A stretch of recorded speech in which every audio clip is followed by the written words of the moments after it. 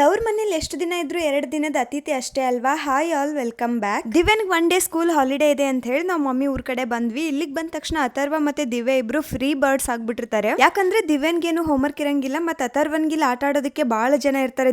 Daily ನಂದು ಒಬ್ಬಳದೇ ಮುಖ ನೋಡಿ ನೋಡಿ ಅವನಿಗೂ ಬೋರ್ ಆಗ್ಬಿಟ್ಟಿರ್ತಲ್ಲ. ಸ್ವಲ್ಪ ಹೊತ್ತಾದ್ಮೇಲೆ ಅಪ್ಪ ಬಂದ್ರು. ಅಪ್ಪನ್ ನೋಡಿದ ತಕ್ಷಣ ಅಥರ್ವ ನನ್ ಬೈಕ್ ಮೇಲೆ ಕರ್ಕೊಂಡು ಹೋಗು ಅಂತ ಹೇಳಿ ಅಪ್ಪನ ಜೊತೆ ಬೈಕ್ ಮೇಲೆ ಓಡಾಡ್ತಾ ಇದ್ದ. ಅಷ್ಟೊತ್ತಿಗೆ ಮಳೆ ಕೂಡ ಸ್ಟಾರ್ಟ್ ಆಗ್ಬಿಟ್ಟಿತ್ತು. ನಾನು ಮತ್ತೆ ನನ್ನ ತಮ್ಮ ಇಬ್ರು ಮಾತಾಡ್ಕೊಂಡು ಕುಂತಿದ್ವಿ. ನನ್ನ ತಮ್ಮ ನಂದು ಹಳೆ ಫೋಟೋ ತೋರಿಸ್ಬಿಟ್ಟು, ನೀನ್ ಹಳೆ ಫೋಟೋದಲ್ಲಿ ನೋಡಿ ಎಷ್ಟು ಬ್ಲಾಕ್ ಇದೆಯಾ, ಇವಾಗ ಏನ್ ವೈಟ್ ಆಗ್ಬಿಟ್ಟಿದ್ಯಾ, ಏನ್ ಯೂಸ್ ಮಾಡ್ತೀಯ ಅಂತ ಕೇಳಿದ. ಅದಕ್ಕೆ ನಾನು ಹೇಳಿದೆ ಸ್ವಲ್ಪ ದಿನದಿಂದ ಎಲ್ವಿಸ್ ಅವರ ಗ್ಲೋಮಿಂಗ್ ಫೇಸ್ ಬ್ರೈಟನಿಂಗ್ ನೈಟ್ ಕ್ರೀಮ್ ನ ಯೂಸ್ ಮಾಡ್ತಾ ಇದ್ದೀನಿ. ಈ ಕ್ರೀಮ್ ಅಪ್ಲೈ ಮಾಡೋದಕ್ಕಿಂತ ಬಿಫೋರ್ ಎಲ್ವಿಸ್ ಅವರ ಗೋಟ್ ಮಿಲ್ಕ್ ಸೋಪ್ ಹಚ್ಕೊಂಡು ನೀಟಾಗಿ ಫೇಸ್ ವಾಶ್ ಮಾಡ್ಕೊಳ್ಬೇಕು. ಫೇಸ್ ವಾಶ್ ಮಾಡ್ಕೊಂಡಿದ್ದಾದ್ಮೇಲೆ ಈ ಕ್ರೀಮ್ ನ ಫೇಸ್ ಗೆ ಅಪ್ಲೈ ಮಾಡಬೇಕು. ಡೈರೆಕ್ಟ್ ಆಗಿ ಸೋಪ್ ನ ಫೇಸ್ ಗೆ ಯೂಸ್ ಮಾಡೋದ್ರ ಬದಲು ಸೋಪ್ ನ ಕೈಗೆ ಉಜ್ಕೊಂಡು ಫೋಮಿಂಗ್ ಬಂದ್ಮೇಲೆ ಫೇಸ್ ವಾಶ್ ಮಾಡ್ಕೊಳ್ಬೇಕು ಅದ್ರಿಂದ. ಆಮೇಲೆ ಈ ನೈಟ್ ಕ್ರೀಮ್ ನ ಫೇಸ್ ಮಾಸ್ಕ್ ರೀತಿನಲ್ಲಿ ಥಿಕ್ ಲೇಯರ್ ಆಗಿ ಅಪ್ಲೈ ಮಾಡ್ಕೊಂಡು ನೈಟ್ ಎಲ್ಲ ಬಿಟ್ಟು ಬೆಳಗ್ಗೆ ಎದ್ದ ತಕ್ಷಣ ಸೇಮ್ ಅದೇ ಗೋಟ್ ಮಿಲ್ಕ್ ಸೋಪ್ ಇಂದ ಫೇಸ್ ವಾಶ್ ಮಾಡಬೇಕು. ಈ ಕ್ರೀಮ್ ನಿಮ್ಗೆ 7th ಡೇ ಇಂದಾನೆ ರಿಸಲ್ಟ್ ಕೊಡೋದಕ್ಕೆ ಸ್ಟಾರ್ಟ್ ಆಗುತ್ತೆ. ಮತ್ತೆ ಮಾರ್ಕೆಟ್ ಅಲ್ಲಿ ತುಂಬಾನೇ ಫೇಕ್ ಕ್ರೀಮ್ಸ್ ಬರ್ತಾ ಇದೆ, ಅದರಿಂದ ನೀವು ಅಲರ್ಟ್ ಆಗಿರಿ. ಇವಾಗ ನಾನು ನಿಮ್ಗೆ ಏನ್ ತೋರಿಸ್ತಾ ಇದ್ದೀನಿ ಇದೇ ಇದ್ರದ್ದು ಒರಿಜಿನಲ್ ಬಾಟಲ್ ಇರೋದು. ಆಮೇಲೆ ನಿಮ್ಗೆ ಏನಾದ್ರೂ ರಿಸಲ್ಟ್ ಬಂದಿಲ್ಲ ಅಂದ್ರೆ ಬ್ರ್ಯಾಂಡ್ ಕಡೆಯಿಂದ ನಿಮ್ಗೆ ಅಮೌಂಟ್ ರಿಫಂಡ್ ಕೂಡ ಆಗುತ್ತೆ. ನಿಮ್ಗೂ ಕೂಡ ಲಿಂಕ್ ಬೇಕಿದ್ರೆ ಲಿಂಕ್ ಅಂತ ಕಮೆಂಟ್ ಮಾಡಿ. Thank you.